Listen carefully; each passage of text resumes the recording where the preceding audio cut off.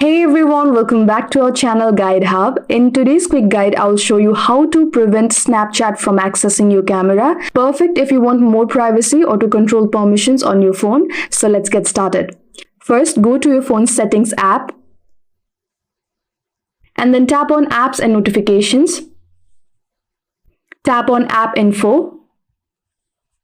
Now scroll down to find the list of installed apps. Locate Snapchat and tap on it. Now next, tap on permissions to see what Snapchat has access to. Tap on camera and set it to deny or don't allow. Now when you open Snapchat, it will show a black screen or ask for camera permission, but the app won't be able to access your camera unless you enable it again. Want to allow it again later? Just go back to the settings and turn the camera access back on. And that's how you can prevent Snapchat from accessing your camera. Super simple and great for boosting your privacy. If this video helped, give it a thumbs up, comment your thoughts, and don't forget to subscribe for more easy tech tutorials. Thanks for watching, and I'll see you in the next one.